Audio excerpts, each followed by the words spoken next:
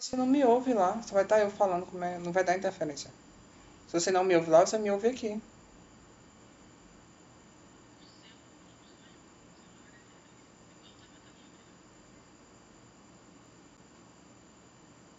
Acho que não. Então entra, pede pra entrar aí. Oh,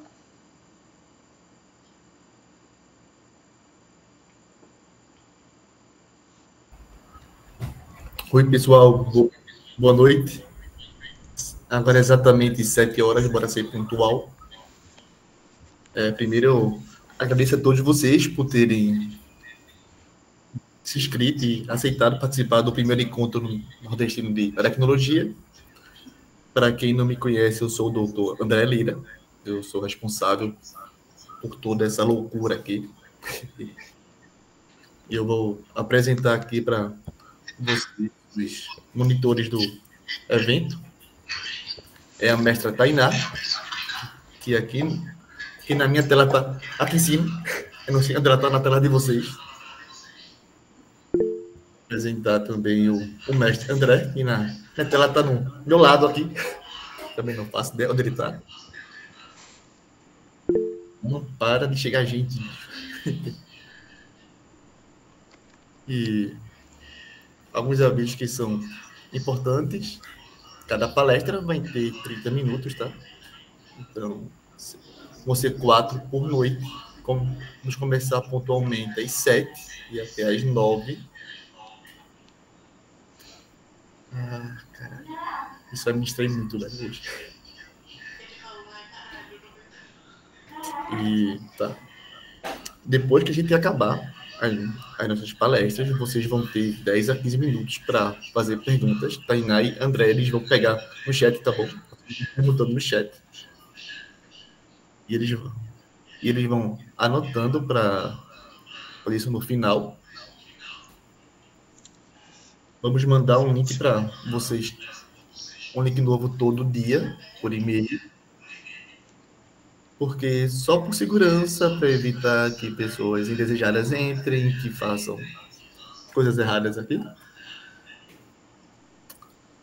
Mas eu tenho que dar. Eu tenho que dar mais algum aviso, galera. Vocês se lembram? Que falou hoje de tarde. André, Tainá, Leandres?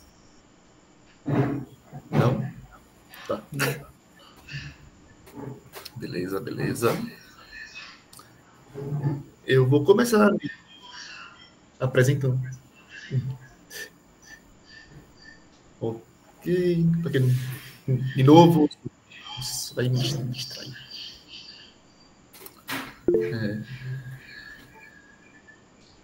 Isso. Assim, perguntas pelo chat. Em algum momento, vamos passar uma ata, tá? Aqui pelo chat também, um link do Forms. E vocês vão preenchendo e tal. Beleza? É só para ter o controle para a gente conseguir gerar o certificado, tá bom? Dito isso, bem, quem eu sou?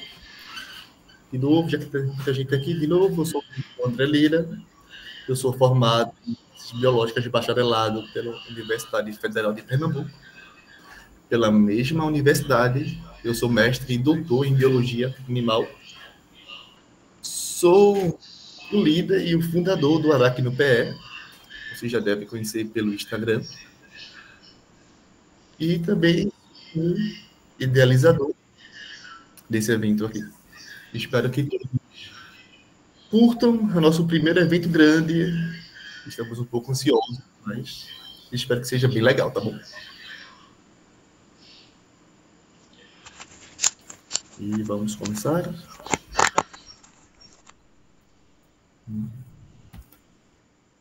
Um rato.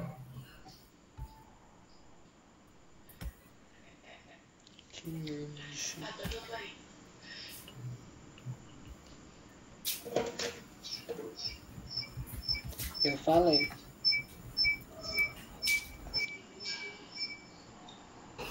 Tá, então a primeira palestra, cara, vai ser a minha, que ela é intitulada Os escorpiões são bons modelos ecológicos. Para não ligar a câmera e ele... E tá, por que eu pensei nisso? Vocês vão saber, tá? Agora, obviamente, não vou dar spoilers. Primeiro que a conservação, ela foi feita para conservar táxons específicos, inicialmente, tá? Ela tem espécies alvos, como o panda, que é um dos bichos que chamamos da fofofauna, ou fofozoa, assim como ela também foi planejada inicialmente para áreas muito específicas. Contudo, com o avanço dos estudos ecológicos, nos foi permitido aumentar nossa compreensão sobre as respostas das espécies a alterações ambientais. E isso nos forneceu informações muito importantes de como fazer manejo e de como escolher áreas prioritárias para a conservação. Isso parece uma coisa perfeita, um cenário muito perfeito, muito bom. Contudo, os meus colegas ecólogos, eles têm um pequeno probleminha. Eles são todos malucos por números, cara. Ecólogos são loucos, eles gostam de números grandes, de densidade grande, então isso quer dizer que eles preferem fazer estudos com assembleias onde tem um número grande de espécies, 30, 40, 50 espécies, táxons mega diversos. Mas eles relegam, em muitos casos, aqueles táxons onde a riqueza é baixa. Por exemplo, os escorpiões, aonde em uma localidade, uma área muito rica, vai de 5 a 6 espécies, tá? Exceto para um lugar no mundo, que é a Barra Califórnia, lá no México, que é considerado o hotspot da diversidade de escorpiões do mundo, onde tem uma riqueza de 12 a 16 espécies por sítio. Então, esses animais que são pouco diversos, eles são escanteados, cara. Isso é triste. Eu entendo que grupos mega diversos, eles são mais fáceis de analisar, podem fornecer informações que são mais fáceis de detectar do que aqueles que não possuem grande diversidade. Contudo, esses bichos, eles ainda podem fornecer informações, cara, e a gente estamos vivendo atualmente um prognóstico, a gente está perdendo a diversidade. Então, quanto mais informações tivermos de grupos diferentes, a gente tem um melhor panorama, tem uma melhor visão do que só porque cada táxon eles respondem de modo específico. Uma aranha, ou um grupo de aranhas, ela não responde como as formigas, tá ligado? Que não responde como os campeões. Então, cada grupo tem a sua resposta. Eu posso estar protegendo uma área muito boa para um grupo, eu posso estar detonando todo o resto. Então, quanto mais espécies eu conseguir analisar, eu conseguir introduzir no meu contexto, melhor é a minha resposta. Mas para isso, cara, tem um conceito que a turma aplica muito, que são os de bioindicadores. Que a primeira coisa para o bicho ser considerado ser bioindicador, é apresentar sensibilidade a alterações ambientais. Aí vocês vão me dizer, peraí, pô, todo bicho responde alguma coisa, todo bicho sente alguma coisa. Isso é um fato. Por isso que não é só um critério, são vários critérios, tá ligado? Como não adianta o bicho ele ser sensível e eu não conhecer a sua biologia e história natural. Não adianta. Porque o que é que vai me dizer perdi 15 espécies, virou 13? Se eu não conhecer a biologia do bicho, pode ser que isso seja um impacto grande, como pode ser que isso não seja nada. Outro ponto que é importante é o grupo ter a taxonomia estável, que eu consiga identificar os táxons. Também não adianta ter vários bichos e eu nem saber o que é que tem lá. Um ponto também que é importante é ter uma quantidade suficiente. Ter poucos bichos, eu não vou conseguir, em termos de abundância, tá? Não de riqueza de espécies, em termos de abundância, não vai me dar muita informação. E o bicho tem que ter um método de coleta já estabelecido.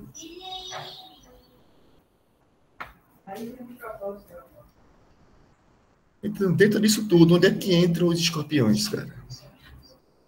Eu posso falar que os estudos com esses animais, eles começaram a bombar na década de 80, quando a gente descobriu que eles têm uma capacidade muito massa, que é a de brilhar na ultravioleta.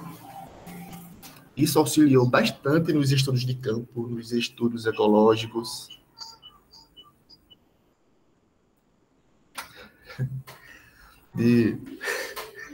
Tá. Voltando aqui. Depois que a gente descobriu isso, ficou muito fácil de estudar esses animais. Eu vou fornecer agora aqui algumas informações sobre o grupo. Depois eu vou dar alguns exemplos de trabalhos focados na conservação.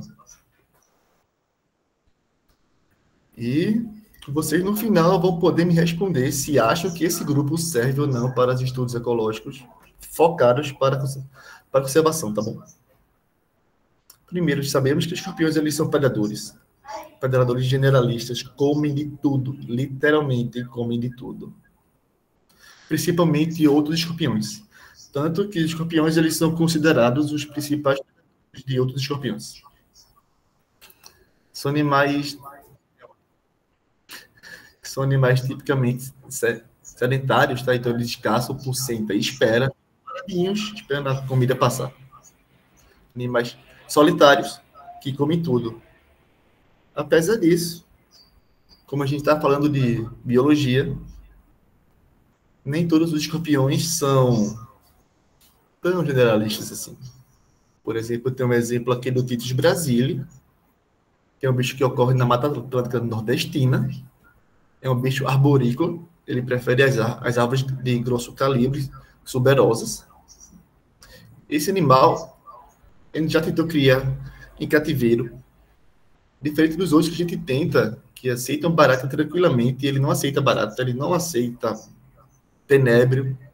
A única coisa que ele aceita fácil é grilo. E também já mostra que ele tem uma certa preferência alimentar. E um caso muito parecido, também tem com os diplocentros lá no México. Eles não aceitam barata, eles não aceitam grilo. Eles aceitam tenébrio e adulto, tá? Não a larva. Quando você bota a larva, os bichos morrem de fome. Mas bota o besourinho, ele avança na hora. Então, apesar de campeões serem considerados generalistas, alguns animais têm a sua preferência alimentar. Outra coisa é que os escorpiões, eles têm esse hábito predatório canibalista. Eles não estão distribuídos de modo aleatório no ambiente. Por exemplo, posso citar um exemplo, eu tenho 4 espécies aqui dentro desse ambiente. Esse é um ambiente de mata úmida tropical. Onde vocês acreditam que as espécies elas estariam aqui? Eles não vão estar todos juntos, tá ligado? Porque eles evitam competição um com o outro. De modo que os escorpiões, dentro desse ambiente, eles vão estar em nicho bem específico. Uma espécie somente no topo da árvore, outra só em troncos caídos, uma na serrapilheira, e a 4ª espécie só em bromélia. Essa partição espacial de nicho permite que um ambiente suporte mais espécies de escorpião. Como a mata geralmente não tem tantos nichos disponíveis, pode ser um motivo de que não tem esse grupo não seja tão diverso assim. Outra coisa aqui. Sabemos, todo mundo que trabalha com escorpião fala, escorpião é um bicho de verão. Eles aumentam a sua atividade de forrageira durante o verão, diminuindo assim o inverno. Ou seja, fez calor, choveu, o escorpião está todo mundo ativo, todo mundo correndo. Ficou mais frio, todo mundo desaparece. A atividade fica bem reduzida. Eu vou trazer um exemplo aqui de uma área de Caatinga. Vocês estão vendo essa área aí, né? Floresta seca, bem quente. Geralmente, áreas de caatinga apresentam 4 espécies de escorpião, geralmente. Botiurus asper, que é essa menorzinha aqui. Botriurus rochai, jaguagi rochai e Physoctonus debilis. Conhecemos que a caatinga é um ambiente fortemente sazonal. Ou seja, ela está na estação seca e quando chove ela fica verde. É incrível essa transformação do ambiente. Então, seria mais fácil pensar que os escorpiões são mais ativos durante a estação chuvosa, certo? Quando está tudo verde, porque tem mais recursos, tem mais insetos comendo a planta, então tem mais predadores, tem mais escorpiões. Isso é verdade para quase todas essas 4 espécies. Isso é verdade para o Botrurus rochai, para o Botrurus asper e para o jaguagi rochai. Contudo, para esse carinha aqui, Physoctonus debilis, ele tem um padrão inverso. Ele aumenta o seu período de atividade justamente quando está seco. E pelo que eu tenho estudado, isso é um padrão encontrado em outros ambientes, como Mata Atlântica, como Matas Úmidas no México, e até em montanhas na Argentina tem relatos disso. Todos os bichos, quase todos, são ativos durante uma época. E tem um coleguinha que é o estranho do grupo, ele é ativo durante o período inverso àqueles. Por que isso? Geralmente são as espécies menores, tá? Então, espécie menor, se ela for ativa na mesma época de todas as outras, ela vai ser o menu do dia. Lembre que o escorpião é o principal predador de outro escorpião. Então, se tem um bicho grande junto do pequeno, esse pequeno vira papinha. Tá. Vocês agora já são mestres em escorpião aqui. A gente já viu que esses animais têm uma interação complexa com o ambiente.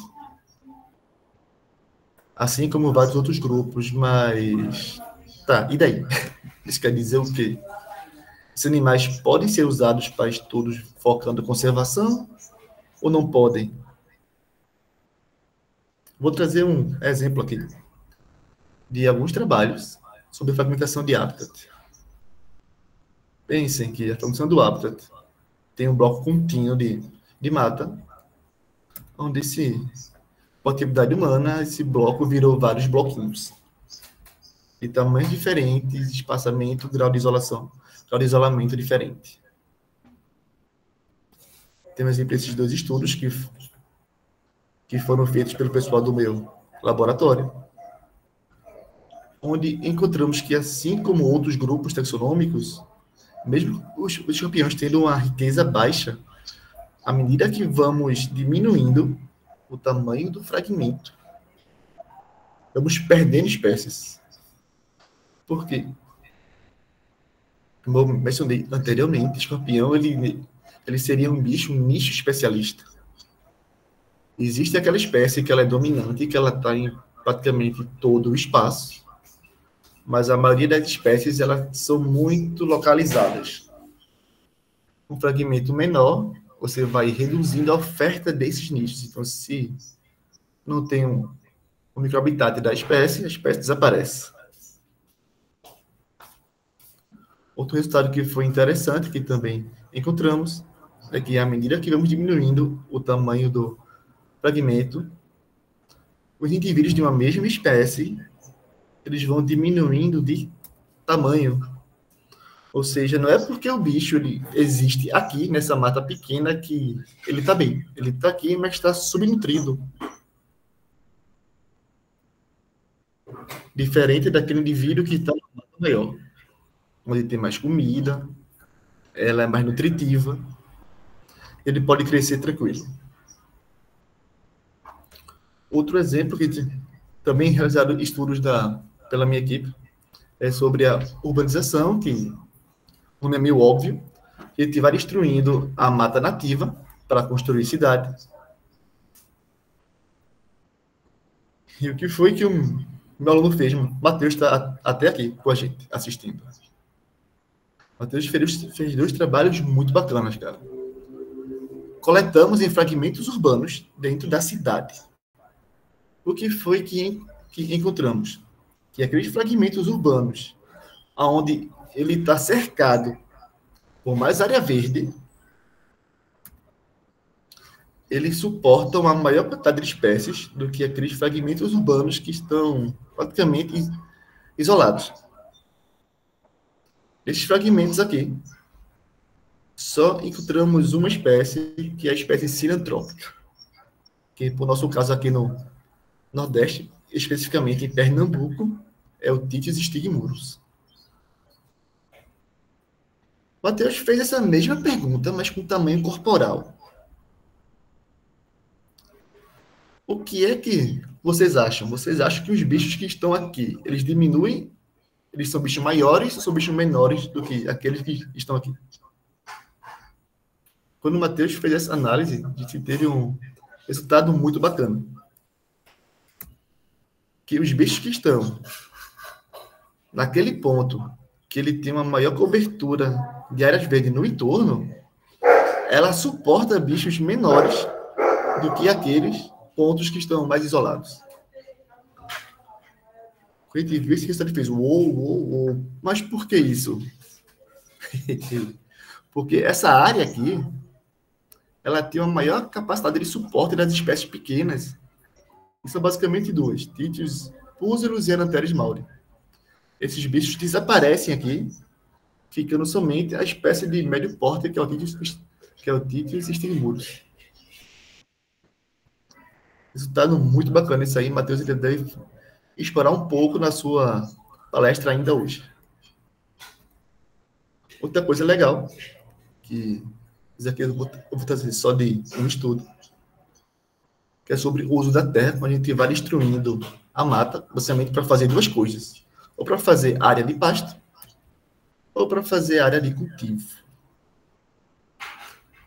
Esse resultado aqui de um estudo onde eu fiz junto com colegas do Brasil e do México, onde a gente comparou a fauna de vegetação nativa, tanto de bosque seco como de bosque úmido, como da matriz de cultivo logo ao lado. E foram diferentes cultivos. Foi cultivo de nopal, que é um cacto, foi cultivo de manga, cultivo de cana. Basicamente, o que encontramos é que existem mais escorpiões, obviamente, na área nativa do que na área de cultivo. Isso falando em número de espécies. Mas quantidade de espécies, de indivíduos, encontramos muito mais indivíduos nessa área aqui, na área de cultivo, porque encontramos muito indivíduos, mas daquelas espécies que aguentam mudanças.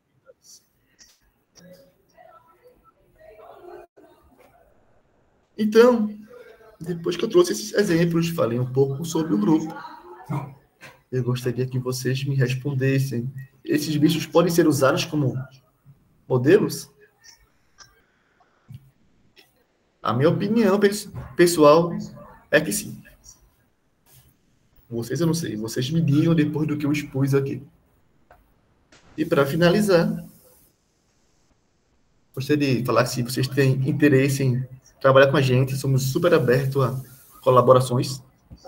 O grupo é liderado por mim, mas eu tenho trabalhado com pesquisadores diferentes de vários países, de várias outras instituições, como aqui tem a Ana Lúcia Tourinho, tem o Everton Tiso, tem o Arleu, são todos colaboradores, muito amigos. Eu também tenho estudantes de graduação e de pós-graduação. E se vocês quiserem trabalhar com a gente, é só falar aqui pelo Insta do Aracno PE. E é isso, galera. Deixa eu voltar para aqui.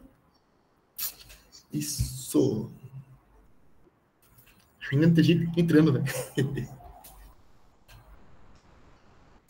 Tá.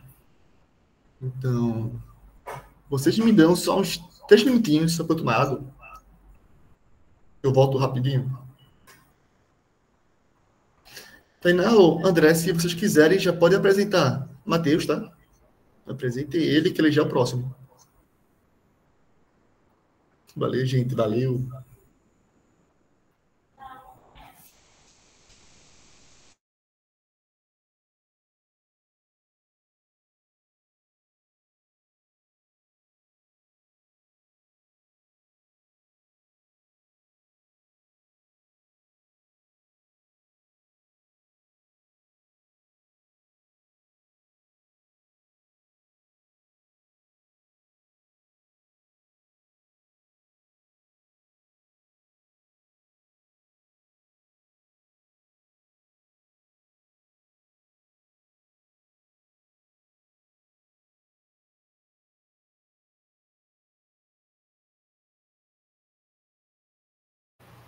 Oi, gente, boa noite. Meu nome é Tainá, eu sou. Como é? Esqueci.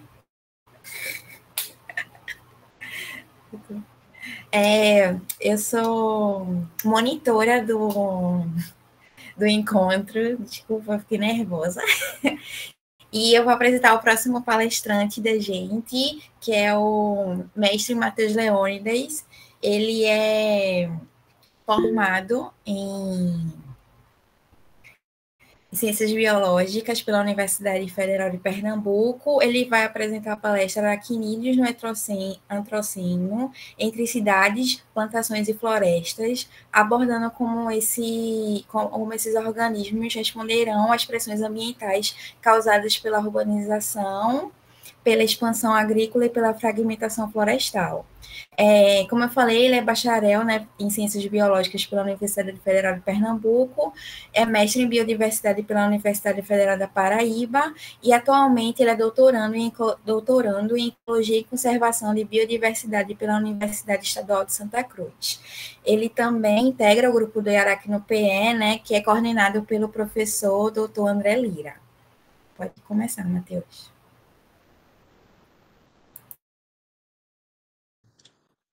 Olá, pessoal.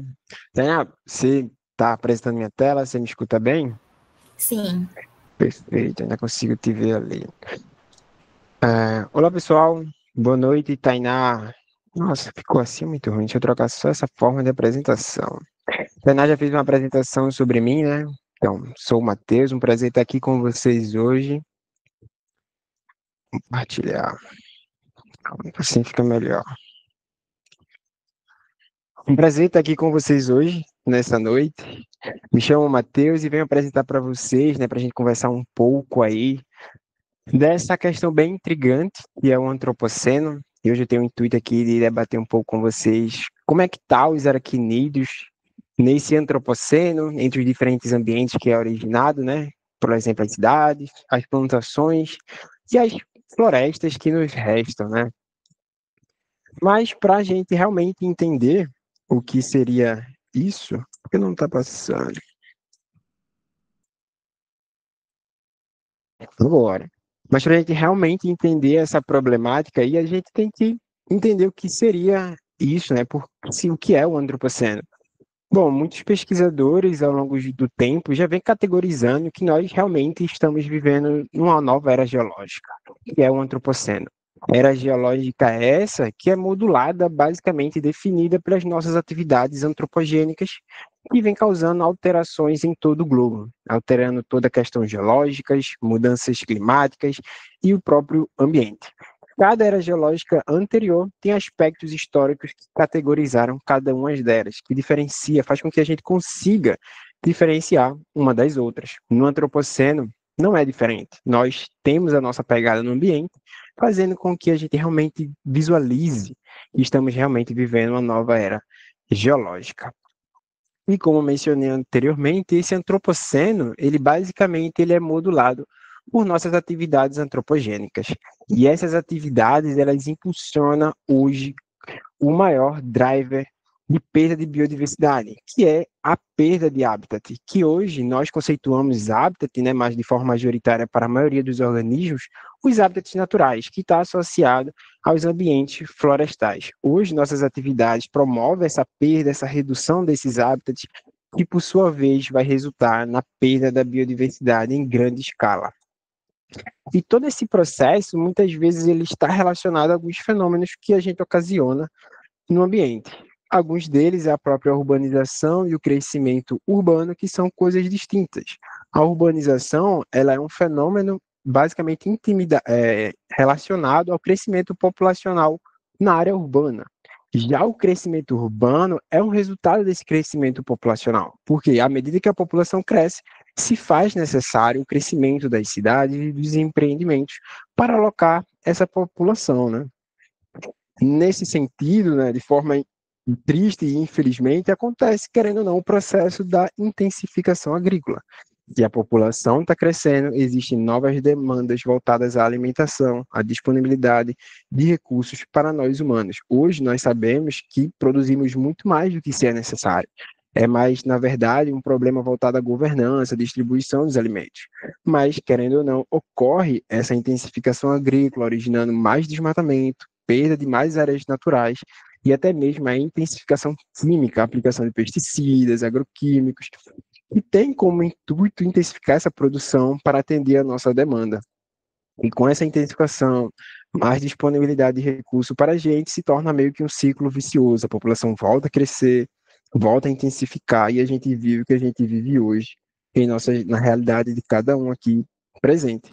Só que tudo isso ocorre em detrimento, né, às florestas naturais, aos ambientes naturais. E é assim que a gente vai marcando todo o planeta Terra, caracterizando o antropoceno.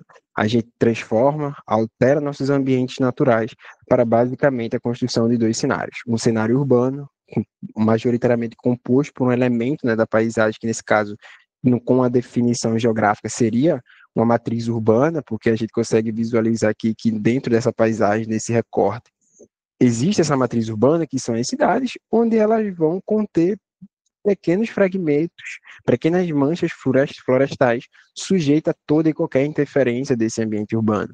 Da mesma maneira, existe a formação das grandes áreas com o intuito, né, da produção agrícola, áreas de pastagem. Então, nosso planeta, hoje, basicamente, ele é descrito pela formação desses dois grandes ambientes. E é dessa forma que a gente vai deixando toda a nossa pegada e a nossa marca no planeta Terra, transformando ambientes naturais em ambientes antrópicos, sejam eles ambientes urbanos, agrícolas e até mesmo os ambientes de pastagens. Isso nós podemos categorizar, muitas vezes nas pesquisas, como uma variável categórica, algo local que a gente pode mensurar, né? Os diferentes tipos de ambientes, diferentes tipos de hábitats. Só que, por sua vez, também isso altera a estrutura da própria paisagem, voltada à configuração, a elementos, voltada à configuração da paisagem, onde, da mesma forma, altera a composição, voltada aos diferentes usos e cobertura da terra na paisagem. E ao longo do tempo, né, essa problemática ela já emergiu na cabeça de muitos pesquisadores, muitos investigadores, que têm como intuito entender, identificar, saber qual é a relação da biodiversidade hoje, né, que ainda não foi extinta por nossas atividades, como é que esses organismos, qual é a situação deles nos ambientes remanescentes. Nesse caso, dos diferentes fragmentos, de diferentes tamanhos, diferentes configurações, inseridas em diferentes matrizes aí pelo meio do mundo. Como é a biodiversidade que está presente nos ambientes urbanos? O Grande Arleu trabalha muito com isso, para buscar entender qual é a interação, quais são os organismos que estão presentes nos ambientes urbanos, onde da mesma forma existem pesquisadores tentando entender qual é a biodiversidade que ainda permeia esse tipo de matriz e qual é o efeito dessa matriz para a biodiversidade, né? Para os diferentes organismos. E hoje a gente tem como intuito aí, né, trocar um pouco dessa ideia, fazer essa apresentação para esses organismos, né, que ao meu ver são bastante carismáticos, os aracnídeos. E para isso, para atender a essa demanda, essa curiosidade, os pesquisadores muitas vezes buscam entender essas relações com o que a gente chama, que são as variáveis de resposta, aspectos que a gente consegue medir, mensurar e saber se está sendo influenciado ou não pelos diferentes drivers, impulsionadores aí. E que normalmente a gente pode se utilizar, né, é a diversidade taxonômica desses organismos, da assembleia, da comunidade, aspectos voltados à diversidade funcional dos organismos, traços funcionais que vão refletir a aptidão desses organismos no ambiente, ou até mesmo a sua saúde, utilizar alguns proxies de condição corporal, trabalhar com ecofisiologia aplicada aí à conservação nesse sentido também. E para apresentar inicialmente para vocês, eu separei algumas publicações que eu fiz ao longo do tempo e alguns que ainda vão ser publicadas para mostrar um pouco dessa realidade dos aracnídeos com um foco maior nos escorpiões, que eu posso dizer que seja o carro-chefe, o organismo-chefe aí com que eu trabalho, onde o primeiro, né, aí está o título do artigo, um QR Code que eu testei, estava funcionando, se ainda está, não sei, mas é um QR Code que vai levar vocês direto para a publicação.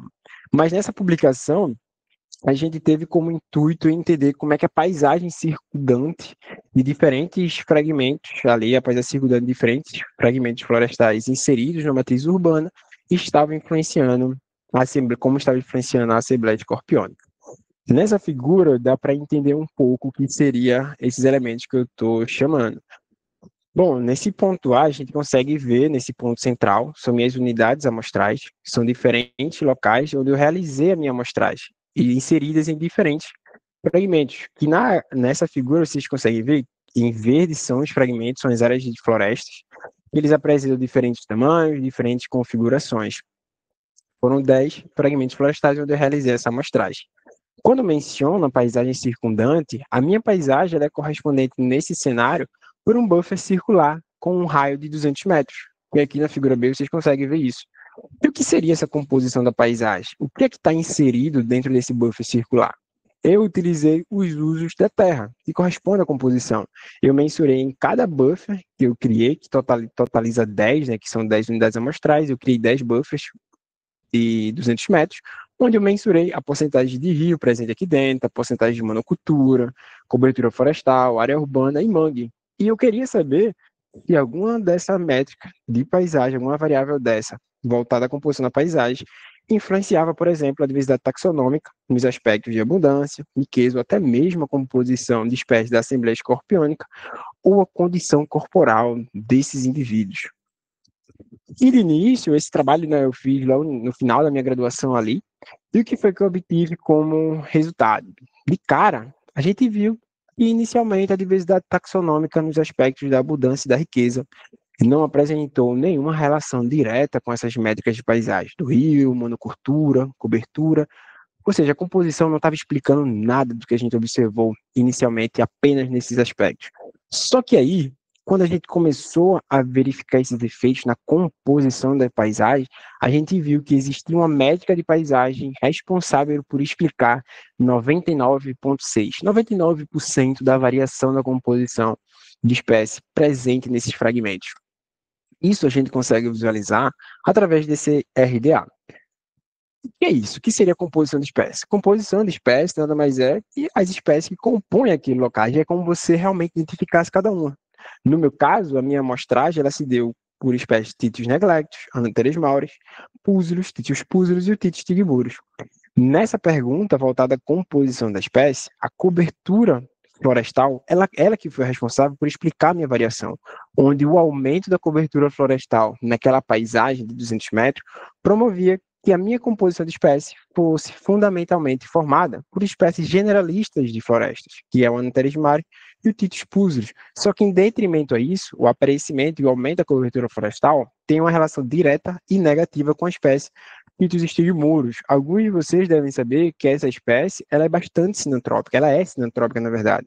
Ela apresenta até mesmo uma mudança muito maior nas áreas urbanas do que nas suas áreas naturais, que seriam ambientes de caatinga. Então, nosso resultado reflete exatamente a história natural do organismo, como o André falou. Para se trabalhar, é bom entender a história natural de cada organismo que você está trabalhando para poder entender realmente os resultados. Senão vai ser só P significativo e vai se resumir aí se você não vai saber. Mas tá, eu também medi nesse trabalho, a gente também tinha uma pergunta voltada à condição corporal.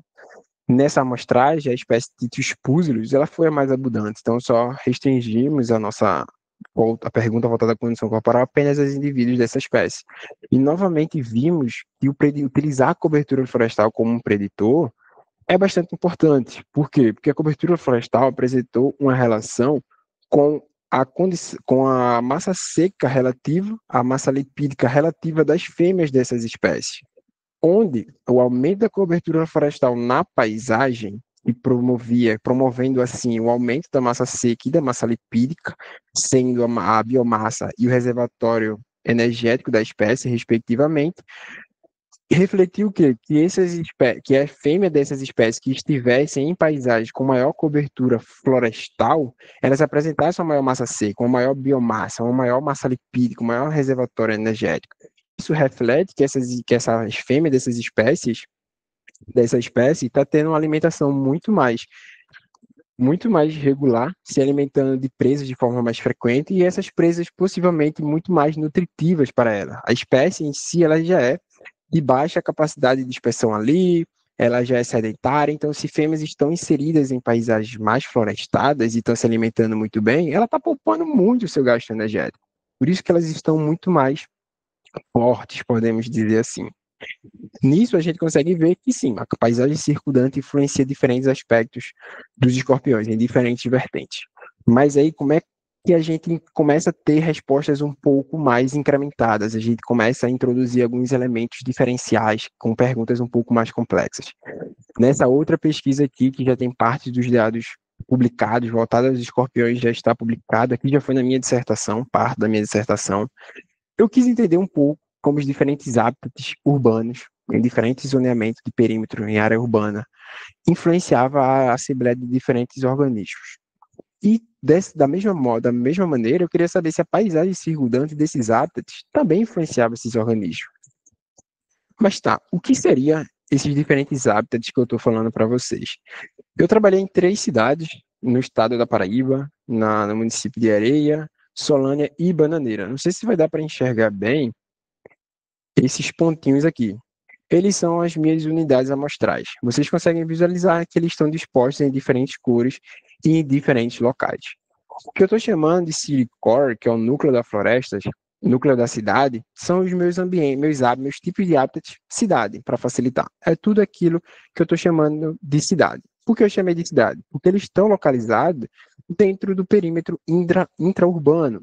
Possivelmente, teoricamente, está sofrendo muito mais influência de nós, da gente, humanos, está sofrendo todo e qualquer efeito direto do processo da urbanização, do crescimento da cidade, formação de ilhas de calores, poluição. São animais expostos, sujeitos a uma maior influência, podemos dizer assim. Esse é o meu primeiro tipo de hábitat. O segundo, que são as áreas verdes urbanas, que estão em azul, essas unidades amostrais estão dispostas no perímetro periurbano, na periferia da cidade, sendo correspondida por pequenas manchas. Os fragmentos, como a André falou, são pequenos fragmentos. A gente tem um processo da fragmentação que transforma fragmentos contínuos e grandes em pequenos fragmentos de diferentes porções. Então, essas minhas áreas verdes urbanas são esses fragmentos que estão zoneando ali a cidade, sofrendo ainda assim um efeito direto do processo da urbanização e outros ali, mas bem menos quando comparado às áreas de cidade. E tudo que está em verde são os tipos de hábitat que eu chamei como floresta, localizado no perímetro já exurbano, bastante distante dessa influência direta dos núcleos ali da cidade, do perímetro intraurbano. De forma adicional, eu também queria saber como é que a paisagem circundante influencia. Então, novamente, eu criei buffers circulares com um raio de 200 metros, novamente, e medi a composição dos diferentes usos da terra. Floresta, grassland, que são as áreas abertas, agricultura, área urbana e rio. E aí a gente tinha algumas perguntas, né, que foi meio que guiando o nosso trabalho. De forma simples, uma delas era como os diferentes hábitats influenciam a abundância ou a riqueza de espécies. Será que difere entre os diferentes tipos de hábitat? A gente viu que sim, tanto a abundância quanto a riqueza diferiu para os 3 tipos de hábitats. Os hábitats eles são diferentes nessa questão da abundância, em A, e na questão da riqueza, em B. Aqui é um box plot, a gente compara a mediana deles, aqui nessa figura, e a gente vê que eles são realmente diferentes. Nessa posição, tratando aqui dessa figura A, correspondendo no eixo Y é a abundância, no eixo X está os tipos de hábitat, a gente consegue visualizar o que foi que a gente identificou. A gente viu que hábitats de floresta e de áreas verdes urbanas apresentavam maior abundância de escorpiões, sendo a floresta o ambiente, né, o hábitat com maior abundância dos escorpiões. Tratando da riqueza de espécies, eles também diferiram, todos eles são diferentes entre si, mas, novamente, as áreas verdes urbanas e as florestas apresentam os maiores valores de riqueza de espécies, sendo a floresta o hábitat com maior riqueza de escorpiões. E isso está associado a esses hábitats e eles serem, querendo ou não, os hábitats mais preservados, apresentando melhor qualidade, uma maior disponibilidade de microhábitats, nichos para esses organismos habitarem e uma maior disponibilidade de recursos. De maneira geral, esses hábitats eles vão apresentar uma melhor capacidade de manutenção biológica ao longo do tempo para esses organismos. Mas tá, a gente viu que em escala local os diferentes hábitats influenciam a abundância e a riqueza de espécies. Mas e aí, será que a composição da paisagem também influencia? Então, recapitulando, áreas de florestas e áreas verdes urbanas apresentam maior abundância e riqueza, certo? Foi o que a gente acabou de ver.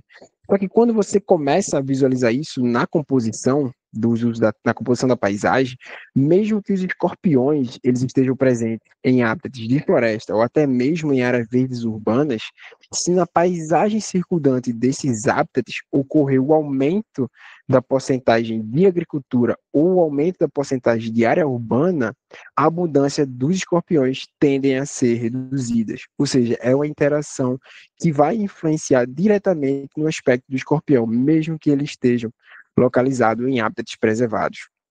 Então, a gente vê que estudar em diferentes escalas esses organismos, ou qualquer um que seja, é bastante interessante e necessário para a gente ter essa perspectiva bem melhor. Mas tá, falei de escorpião. E os pseudo-escorpiões? A gente viu que, tratando da riqueza de espécies para os pseudo-escorpiões, a cobertura florestal ela foi determinante. O aumento da cobertura florestal na escala de paisagem, naqueles buffers, promoveu o incremento da riqueza de pseudo-escorpiões, ou seja, com o aumento da cobertura florestal, mais espécies diferentes de pseudo-escorpiões você pode encontrar dentro daquela paisagem. Mas tá, a abundância, Matheus, você já me disse, a abundância e a riqueza é modulada em escala local e também na escala de paisagem. Mas e a composição da espécie? Ainda assim é modulada pela composição da paisagem? Sim, ela é modulada. Esses organismos são sensíveis a essas alterações. E semelhante ao resultado que a gente viu no primeiro paper, naquela primeira apresentação, aqui é basicamente um reflexo também daquele trabalho. Só que aqui fica mais interessante para a gente ver um processo que é a filtragem ambiental. Fica nítido aqui. Nessa situação, a variável responsável, na verdade, pela alteração da composição da espécie foi a área urbana. O aumento da área urbana, em porcentagem da área urbana na escala de paisagem, promove o filtro ambiental. Podemos pensar juntos que aqui tem uma peneira, algo que vai filtrar essas espécies. À medida que a área urbana cresce e se expande, ocorre uma expansão da área urbana na paisagem, espécies como Anateles mauri, Botyrus aspis, Titius neglectus, Titius púzulos, nenhum desses passa por essa peneira. Eles não estão adaptados a um cenário puramente, majoritariamente formado por área urbana. Apenas a espécie Titius filimuros, que é dotada de vários aspectos que faz com que ela passe por essa filtragem ambiental. É uma espécie de maior porte, ela se reproduz de forma assexuada, apresenta já maior abundância nessas áreas. Então, a gente vê que a área urbana realmente ela pode atuar como um processo, né? Na verdade, como esse fato de filtragem, filtrando as espécies, a composição de espécies sendo modulada pela área urbana. Mas tá, a gente tratou sobre esses aspectos da diversidade taxonômica e da Assembleia Escorpiônica, mas e a saúde deles ainda assim está sendo afetada? Os tipos de hábitat modulam a saúde dos escorpiões? A gente conseguiu responder essa pergunta para as espécies mais abundantes da nossa amostragem, que foram o Titius púzulos, aqui em cima, A e B correspondem ao Titius púzulos, aqui estão os organismos representando, e em C e D, as espécies do Anateles mauri. O que foi que a gente viu? A gente viu que hábitats florestais são determinantes para uma boa condição corporal para ambas as espécies, sendo machos e fêmeas, tanto da espécie Titius púzulos quanto da espécie Anateles mauri, apresentando melhores valores mais altos da massa lipídica nessas áreas florestais, em comparação às áreas urbanas. Como assim? Se você pega, em meio à nossa amostragem, nós coletamos os escorpiões presentes em áreas de floresta e áreas verdes urbanas. Quando você compara a massa lipídica dos organismos que estão presentes aqui e dos organismos que estão presentes aqui, os que estão nas áreas florestais apresentam uma reserva energética muito melhor. Eles estão muito mais saudáveis em comparação com os que estão aqui. Da mesma forma, a espécie Anateles mauri. E isso, novamente, porque esses organismos eles estão sujeitos a alimentações mais regulares, alimentos mais nutritivos e um menor estresse ambiental.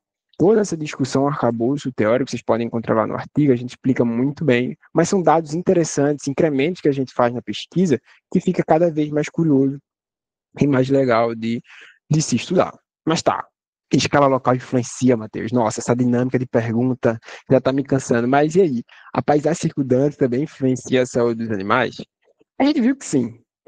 E só que esse fato, esse resultado, na verdade, se deu apenas para a espécie Titius púsilus, onde tanto fêmea quanto macho de púsilus, novamente inseridos em hábitats florestais ou até mesmo de áreas verdes urbanas, se na paisagem circundante desses hábitats ocorre o aumento da área urbana, na escala da paisagem, né, a porcentagem da área urbana, a massa lipídica desses organismos vai decair, apresenta uma relação negativa, ou seja, o aparecimento desse estresse de uma matriz inóspita para esses organismos circundando seus hábitats faz com que eles gastem mais energia, eles vão ter que se locomover mais, eles não vão entrar nessa matriz, não é um organismo que adentra essa matriz, por isso que é uma matriz para os Titius púsilus, mas as suas presas podem se tornar mais raras, as suas alimentações não vai se tornar tão frequente, vai ter um maior efeito de borda, né? O efeito de borda são as alterações bióticas e abióticas nessa zona de transição, então eles vão sofrer mais, já que se trata de uma matriz inóspita, eles vão ter mais efeito sobre eles,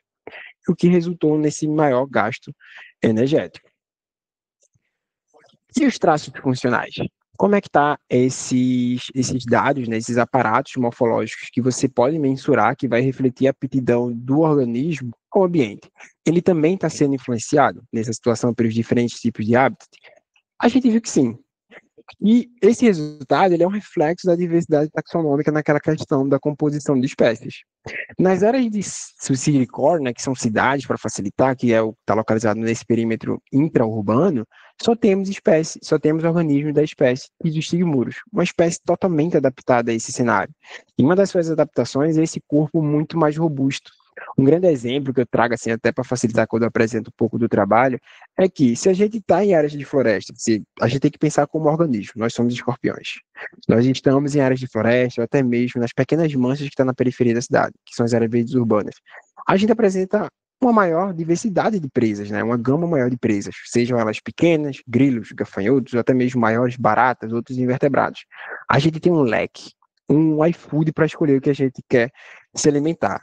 Mas só quando a gente tá dentro da área da cidade, velho, é só a periplaneta americana, aquela baratona grande, feia, fedorenta pra caramba. E é um bicho parrudo, grande. Se a gente é um bicho pequeno, a gente não consegue se alimentar desse bicho. A gente não vai se alimentar.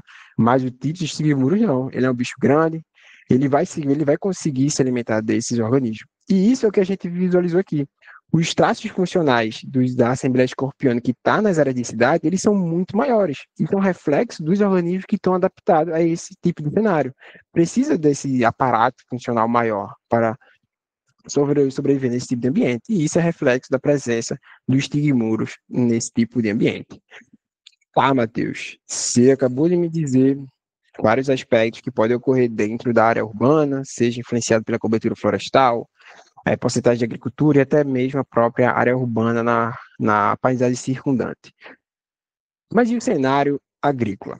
É como eu disse, a gente sabe já está cansado de saber, já está careca de saber aí que hoje já teve muito mais transformações dos ambientes naturais, né, eles sendo substituídos para o incremento aí das paisagens agrícolas, todo mundo já sabe disso. E, basicamente, essa expansão da agricultura é para a inserção de novas policulturas, novas monoculturas para atender a nossa demanda, e muitas delas associadas a um cultivo em pleno sol. E na literatura já diz que tanto a policultura quanto a monocultura em diferentes aspectos, mas principalmente quando se trata em um cultivo em pleno sol, é um ambiente não amigável para a maior parte da biodiversidade. Poucos são os organismos que conseguem visualizar esse local como hábitat secundário, alguma área de uso em algum estágio da sua vida, enfim, vai obter algum tipo de recurso ali. Majoritariamente, é uma matriz para a maior parte dos organismos. E em meio a essa problemática, os sistemas agroflorestais, eles emergiram como um uso sustentável da terra. Por quê? Porque se trata de um ambiente muito mais amigável, muitas vezes esses sistemas agroflorestais, eles conciliam a planta de interesse, o organismo vegetal de interesse para a produção, com algumas estruturas naturais da floresta. Por exemplo, existem as cabrucas que já ocorreu, na verdade, hoje em dia não se cabruca mais, mas já anteriormente ocorreu a substituição de boa parte do subbosque das florestas, né, da Mata Atlântica, pela plantação de cacau, mas se manteve as árvores de dossel, mesmo as árvores nativas anteriormente que estavam lá e são nativas, até mesmo plantas exóticas. Mas o que isso quer dizer? Quer dizer que se mantém nesse ambiente as diferentes estruturas no estrato vertical. Você vai ter a presença da cobertura herbácea, você vai ter a presença de um subbosque e uma presença de um dossel. Em uma monocultura em pleno sol, você não vai ter essa estratificação. Por isso que se trata de um ambiente mais amigável aos sistemas agroflorestais. Isso auxiliou no combate ao desmatamento, minimizou a perda de hábitat, minimizou a perda de biodiversidade. Porque os sistemas agroflorestais têm esse intuito, né, de conciliar a produção com a biodiversidade. Pelo menos, teoricamente, está tendo isso e é o que a gente tenta brigar para se ter. Então, Matheus, você me disse que a produção agrícola intensiva é danosa, perigosa para a biodiversidade, os sistemas agroflorestais, eles emergem como uma forma alternativa de uso para minimizar essa perca, mas e aí, será que estamos estudando como os aracnídeos respondem a esse novo ecossistema? Será que realmente está tendo pesquisas que buscam entender isso? Hoje, como o Daniel falou, hoje eu estou fazendo meu doutorado e um dos capítulos da minha tese é realmente tentar identificar, saber se está ocorrendo esses tipos de pesquisa através de uma revisão. Basicamente, no meu primeiro capítulo, eu quero saber quais são as respostas da diversidade taxonômica e funcional dos aracnídeos às variações da estrutura do hábitat local. Por que da estrutura do hábitat local? São diferentes sistemas agroflorestais ao longo do mundo, e cada sistema agroflorestal tem sua peculiaridade, e eles em si apresentam manejos diferentes. Então, vai existir nuances na sua estrutura local. Então, eu quero realmente entender como essas alterações impactam ou influenciam a diversidade taxonômica e funcional, e de forma adicional, o contexto da paisagem deles também vai ser diferente. Então, eu tento captar também como será a influência do contexto da paisagem nesses sistemas agroflorestais. Para isso, eu fiz uma revisão sistemática da literatura, né? Aqui tem uns fatos bem impressionantes. Posteriormente, quando eu realizei essa revisão, eu fiz em 2 bases de pesquisa, obtive um pouco mais aí de 400 estudos, isso sem nenhuma definição de limite, né, de tempo. Foi ao longo de toda a pesquisa aí que a gente iniciou em 1800 e bolinha, até hoje eu consegui encontrar inicialmente 400 estudos que possivelmente estava buscando entender essa mesma pergunta que eu apresentei para vocês, essa daqui, como é que estava qual a situação dos aracnídeos nos sistemas agroflorestais. Inicialmente 400 artigos, só que posteriormente a uma triagem inicial, removi duplicata, chequei os objetivos desses trabalhos, apenas realmente 16 artigos, 16 manuscritos publicados que estavam interessados em entender essa influência, apenas 16. E como é que está esses 16 trabalhos? Eles estão distribuídos, a gente consegue visualizar que já é um número muito baixo de pesquisa, apenas 16. E juntamente a isso, vem alguns vieses. Vieses geográficos da concentração desses estudos. Existem pesquisas aqui na América do Sul, lá no Peru, no Equador, na Colômbia, na América do Norte, lá no México, na Ásia, em Bangladesh e também na Indonésia, na África, em Camarão, Gana e Uganda, e lá em Uganda, mas são poucas pesquisas e concentradas em determinados locais. A gente consegue visualizar um grande viés geográfico, associado, claro, à disponibilidade do cultivo, né, dos sistemas agroflorestais, na definição que eu adotei, mas esse viés biogeográfico é um reflexo também na questão profissional. Onde estão os pesquisadores? Os pesquisadores que investigam aspectos ecológicos dos aracnídeos. Existem realmente pessoas curiosas, indagadas para realmente entender essas perguntas, essas influências? Outro grande viés é um viés taxonômico. Aqui está na escala do tempo, o número de publicações, mas o fato interessante nessa porção C é que dos 16 trabalhos, 13 deles foram desenvolvidos com aranhas. Apenas 3 com ácaros. Vocês podem dar um Google aí, quantas ordens de aracnídeos tem. Não lembro ao certo, mas são 11, 12, talvez 13 ordens diferentes de aracnídeos. Temos apenas 16 trabalhos ao longo do tempo, e concentrado em apenas 2 ordens. Esses organismos, com toda certeza, apresentam histórias naturais diferentes, respostas diferentes para diferentes aspectos ambientais. Será que, se estudar apenas essas 2 ordens, a gente vai ter um reflexo do cenário real das respostas dos aracnídeos? Com toda certeza não. Eu tenho todo as respostas que foi identificada nisso aí, mas isso aí já é um cenário, se um spoiler já seria um spoiler, mas cara, isso aqui eu trago para vocês meio para a gente se questionar dos esforços que a gente está tendo para realizar as pesquisas. Será que onde estão os profissionais que buscam investigar isso? Está se desenvolvendo pesquisas ecológicas e tudo isso para a gente se questionar, né? Mas de maneira geral, né? De pegando o gancho da apresentação de André, a gente consegue visualizar um grande potencial dos aracnídeos para estudar o cenário atual que a gente vive, né, que é o antropoceno. Será que os organismos estão adaptados a viver esse cenário do antropoceno? Será que nossos esforços eles estão sendo suficientes para identificar as respostas de determinados organismos, da biodiversidade, ou a gente só está concentrando esforços em alguns organismos chaves e está negligenciando outros? É um fato para a gente, é uma coisa para a gente se questionar e direcionar as novas pesquisas. É assim eu encerro a minha apresentação, espero que tenham gostado. Eu deixo aqui meu e-mail para eventual contato, pode contactar. E agradeço a todos pela presença, agradeço ao Lena, aqui está algumas instituições aí que eu faço parte. E é isso, galera. Obrigado.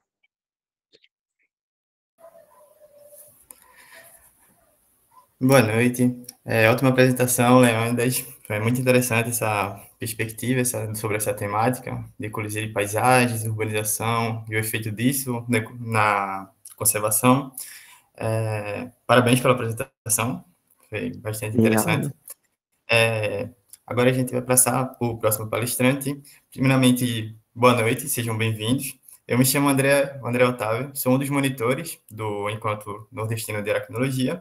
Eu sou mestre e doutorando em biodiversidade pelo programa de pós-graduação em biodiversidade aqui da Universidade Federal Rural de Pernambuco. E para a nossa próxima palestra, eu gostaria de apresentar o Dr. Adriano de Souza, que ele é bacharel em Ciências Biológicas pela Universidade Federal de Pernambuco, na UFPE, e mestre e doutor em Ciências Biológicas pela Universidade Federal da Paraíba, onde a trajetória acadêmica dele é voltada ao diálogo entre educação, ecologia e conservação, que vai trazer para a gente a palestra intitulada Como inserir a educação ambiental no ensino regular, e onde ele vai discutir os desafios e possibilidades de aproximar a ciência, a conservação e a sociedade a partir da educação formal. Então, Adriano, você pode compartilhar a tela e para qualquer problema, para qualquer dúvida, a gente vai dar aqui para dar suporte. Então, ótima apresentação e aproveite. Joia, André. Boa noite, você consegue me ouvir bem? Sim, a gente te escuta. Certo. Vou compartilhar aqui minha tela.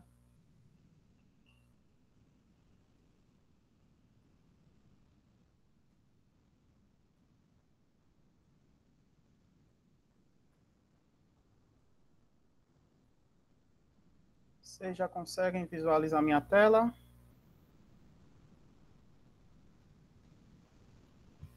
Sim. E Adriano, ok, tranquilo. Pronto. Então, vamos começar. Bom, pessoal, primeiramente, boa noite a todos e a todas.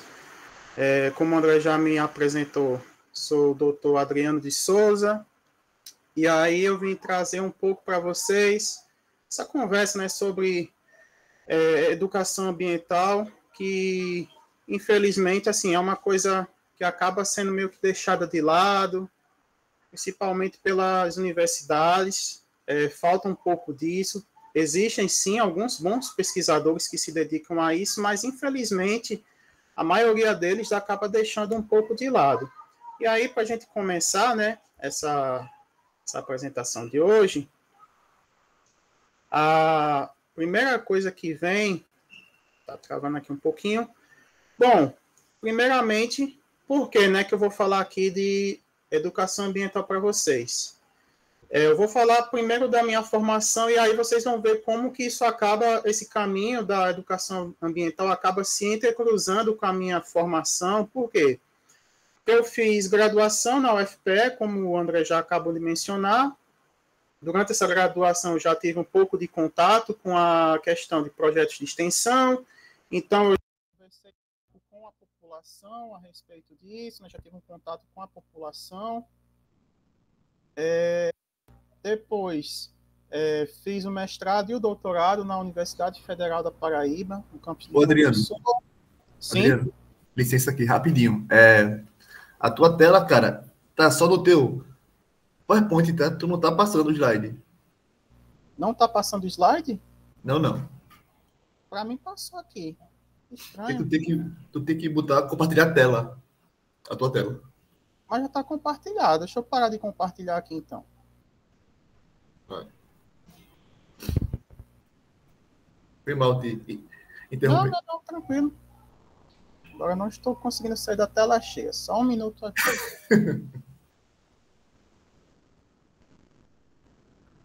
Vamos lá. Deixa eu tentar sair aqui.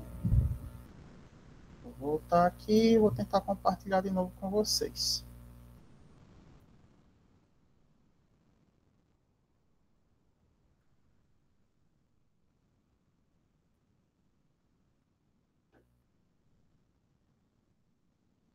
Vamos lá, tá aparecendo o PowerPoint, né?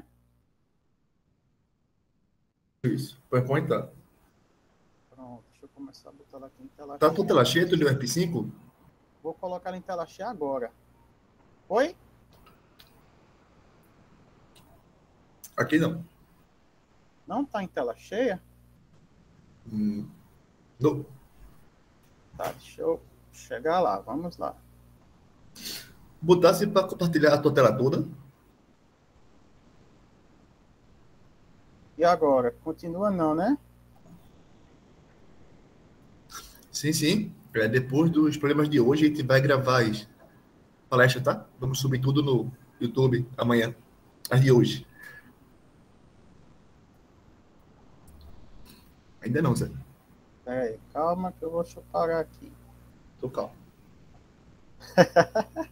Quem sabe faz ao vivo. Vamos lá. Compartilhar a tela.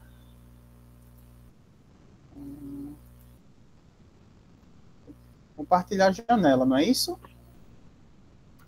Oi, Adriano, tudo bem? Você tem que pôr para compartilhar a tela completa. Acho que é a terceira opção do lado direito. Vai Sim. estar isso, vai estar uma lado a lado. Perfeito. Você pode clicar em ocultar nessa palavra e apresentar sua palestra tranquilamente. Foi agora para vocês? Agora. Ah, joia. Agora sim, Pronto. show de bola. Vamos dar continuidade, pessoal. E aí, onde é que a minha formação ela começa a se intercruzar, né, com a educação ambiental? Como vocês estão vendo aí nessa imagem que eu estou sendo entrevistado, durante a minha passagem pela Universidade Estadual da Paraíba, UEPB, quando eu estava como técnico de laboratório, foi justamente durante a pandemia, eu percebi que a população ela tem uma carência muito grande de informação técnica, sabe? Assim, os meios de comunicação vão muito atrás de profissionais para ter essa informação de uma forma mais referendada, com embasamento teórico. Isso aí se consolidou depois que eu cheguei aqui na Prefeitura Municipal de Macaíba, aqui no Rio Grande do Norte.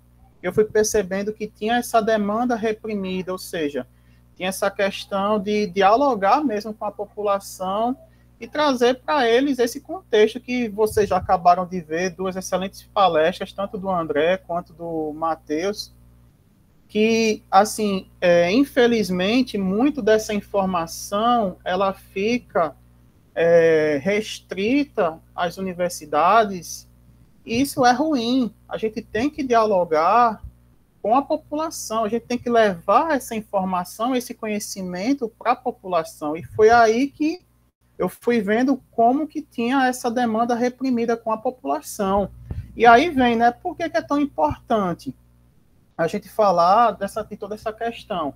A gente sabe que instituições de ensino superior, elas estão centradas em ensino, pesquisa e extensão, sendo que, de maneira geral, nesse tripé, o que é muito mais forte é a pesquisa e o ensino, acabando que a extensão, que é a parte que dialoga com a população, ela fica um pouco, digamos assim, em menor destaque, né? E aí a gente acaba o quê? A gente tem uma certa demanda reprimida, a gente não consegue dialogar tão bem com essa população. E aí tem uma série de motivos, né, do porquê esse diálogo ele não é tão suficiente, digamos assim. E aí, qual é a principal consequência disso? A gente tem as universidades, elas se tornam verdadeiras bolhas, que ela não consegue fazer o diálogo necessário com a sociedade. Acaba que o que acontece? A sociedade, a população, ela não sabe do porquê que existe a universidade, qual é a importância dessa instituição para a sociedade como um todo. Por isso que a gente precisa não só de pesquisa e de ensino, mas também de extensão, porque a gente precisa mostrar quanto que esse conhecimento que é produzido diariamente, ele é importante para essa sociedade. E aí, quando a gente não dialoga, né, quando a gente não faz esse meio de campo entre a universidade e a população, a gente tem uma série de problemas que afetam não só a universidade, mas ela também afeta o poder público. Afeta a União, estados e municípios. Por quê?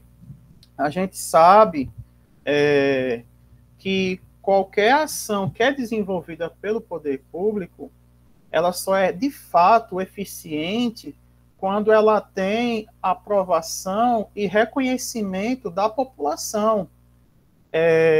Quem aqui tem uma familiaridade, por exemplo, com unidade de conservação, sabe muito bem que uma unidade de conservação, que ela é proposta, por exemplo, por uma comunidade de pescadores, ela tem muito mais chance de dar certo, de ser protegida, do que uma unidade de conservação que ela é simplesmente instituída pelo poder público. Por quê? Porque já é a população que está pedindo aquela unidade de conservação.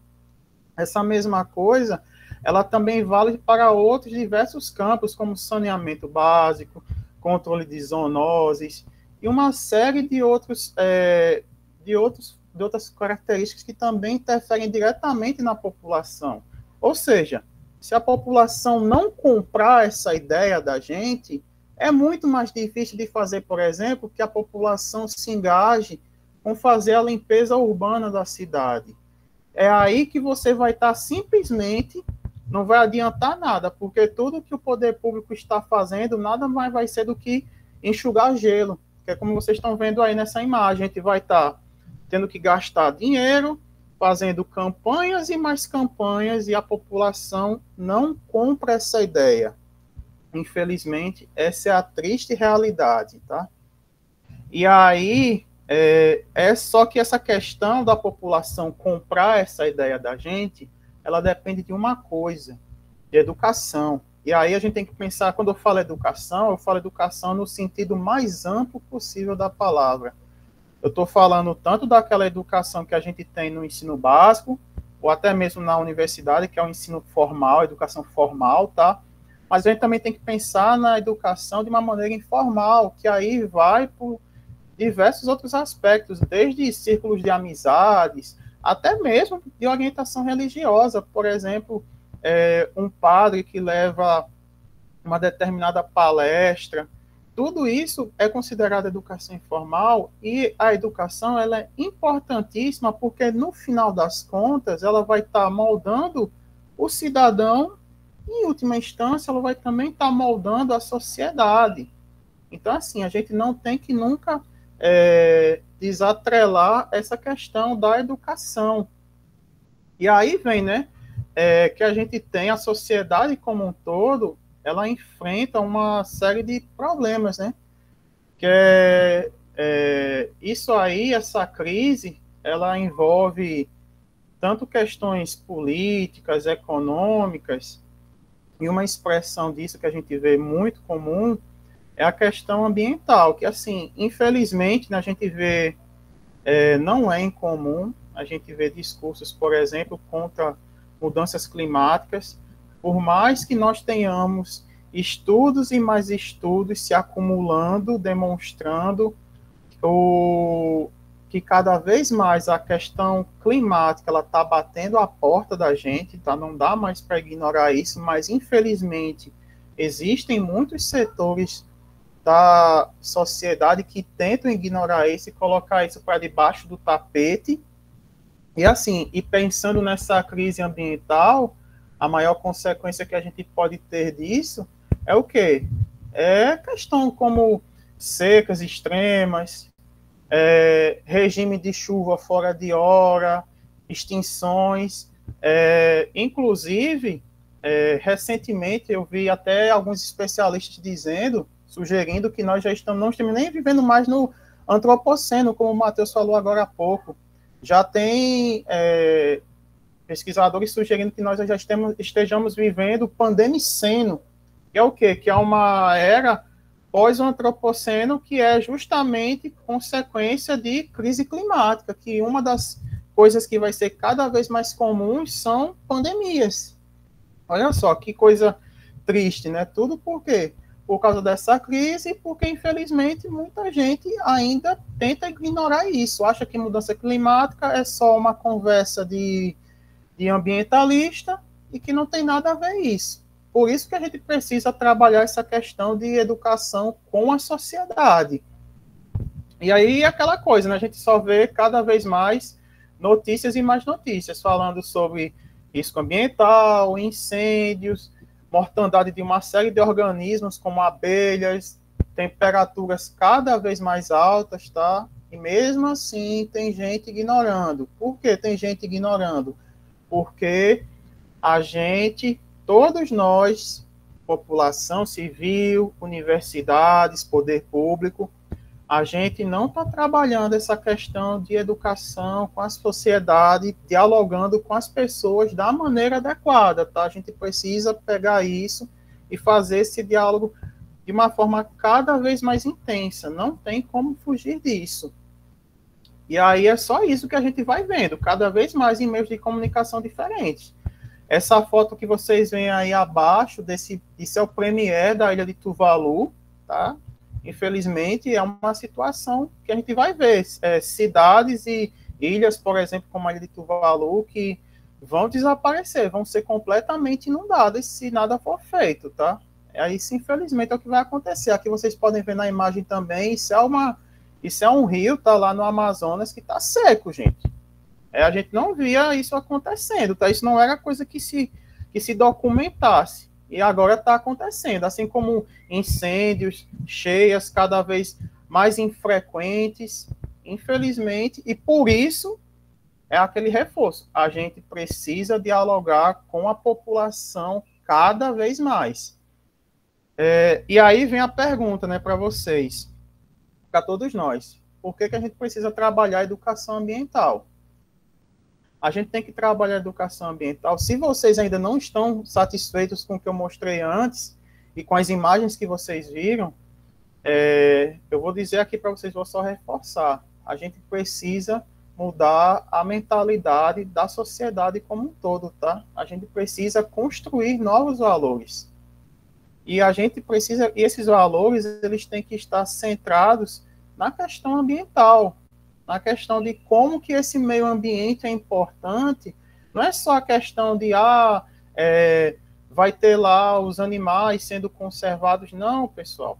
Tudo isso, em última instância, afeta diretamente toda a sociedade, afeta diretamente ao homem. O homem, ele não é um ser que é desvinculado da natureza. Ele é um ser que faz parte de todo esse ambiente. Não existe um planeta Terra reserva para a gente. Não tem isso. Não tem, eu degradei aqui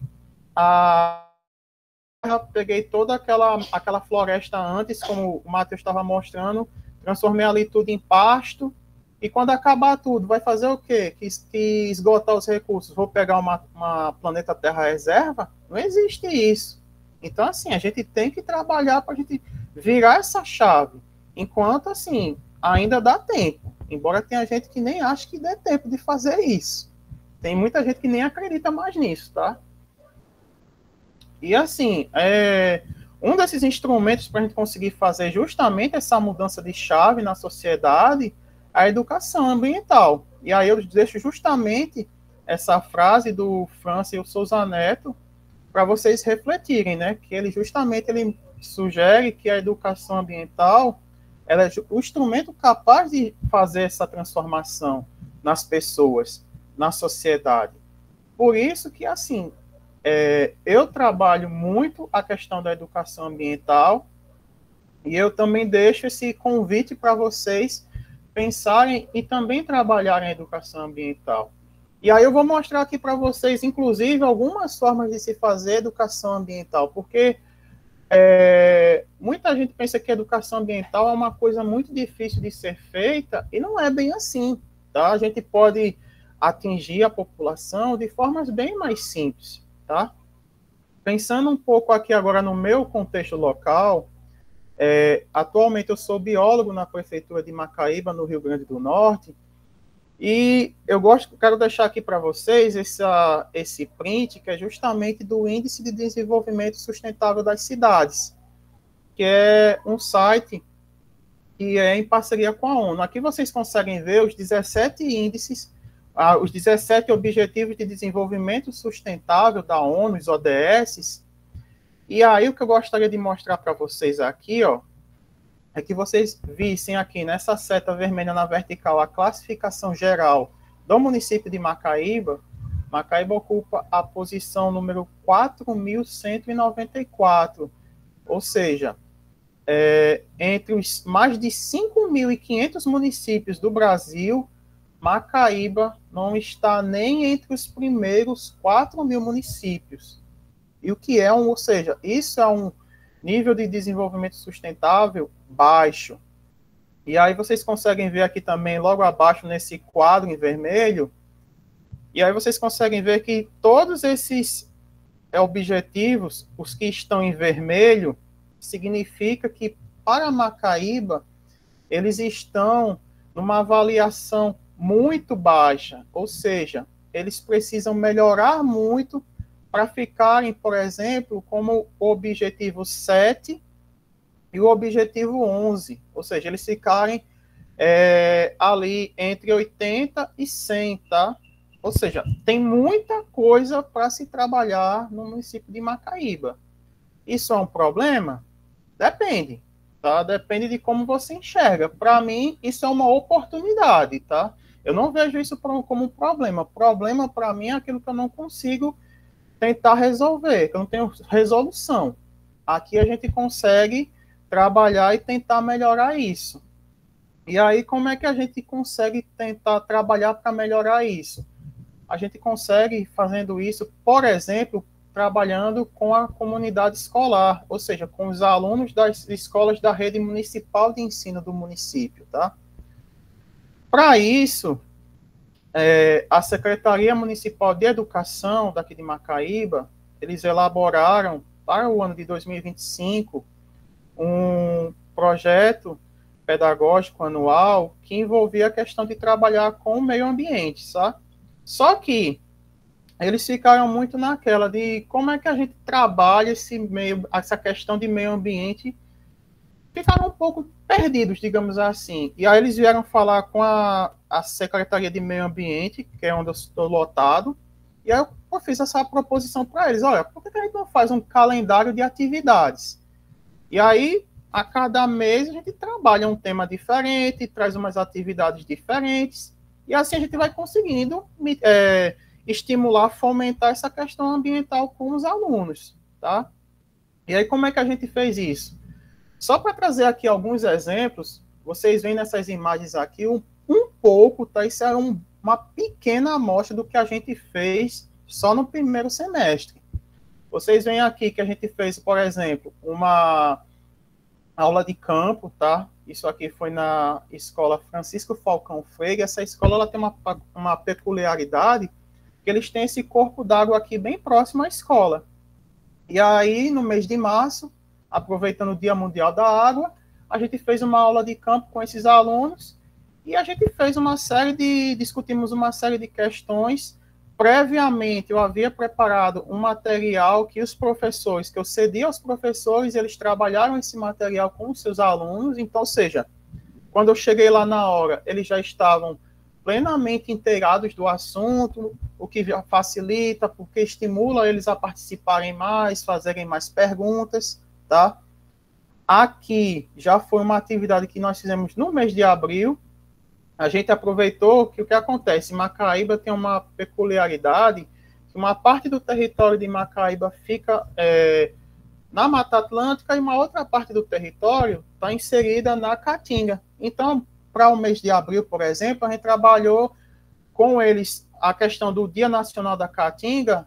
A gente fez essa exposição aqui que vocês estão vendo, que é com abelhas nativas da Caatinga. Eu consegui, a partir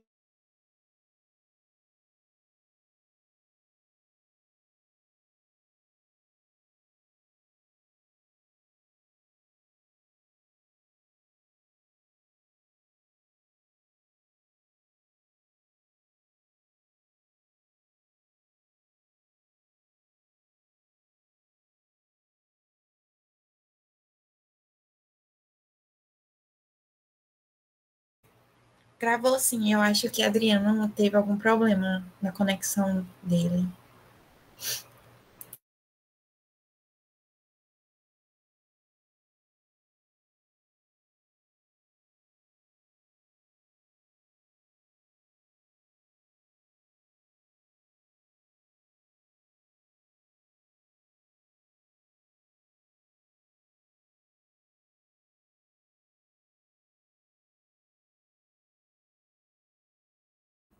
Então, pessoal, ele falou aqui que teve um probleminha com o PC dele que desligou do nada aqui.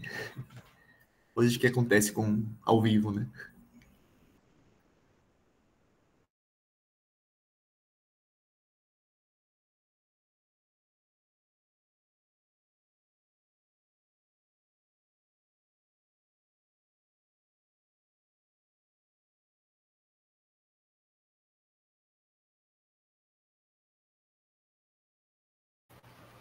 Então, a gente vai usar esse tempinho enquanto espera o doutor Adriano voltar para tomar uma água, ir ao banheiro, e a gente já volta.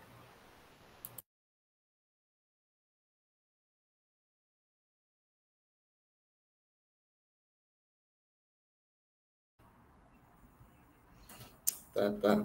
Então, galera, enquanto Adriano tá tentando voltar aqui, Tainá, a gente poderia adiantar a pergunta, né? Parece que só teve uma que foi da Ana Lúcia.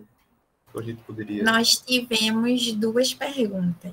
2? Ih, rapaz, cara, só uma para mim? Para Adriano e uma para você. Aí eu vou fazer a que foi direcionada para você. Manda a minha.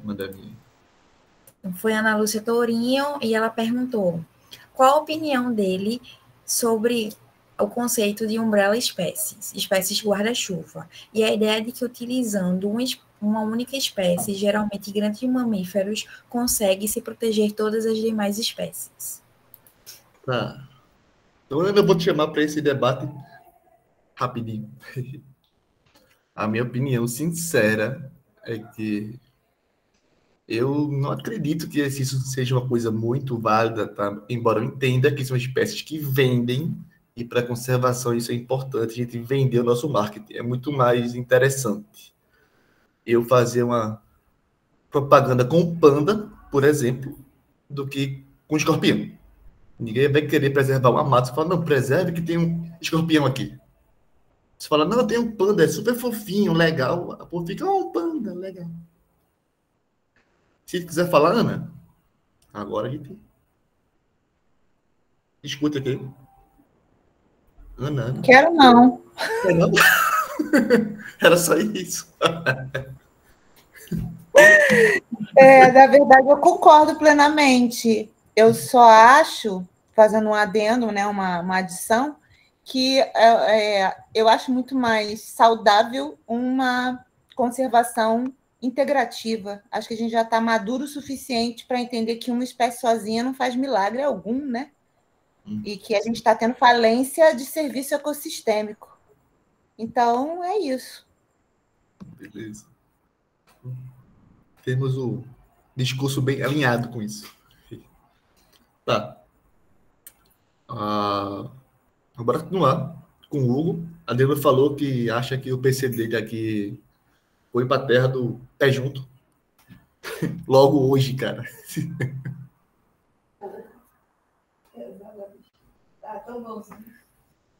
Ele também tava quase acabando, já tava na reta final, falando aqui. Já que eu tô aqui, né? Eu apresento Hugo, não. André apresenta, vai, André. Apresenta alguém aí, vai. Tu já tava aí, pô. Acabei de sair.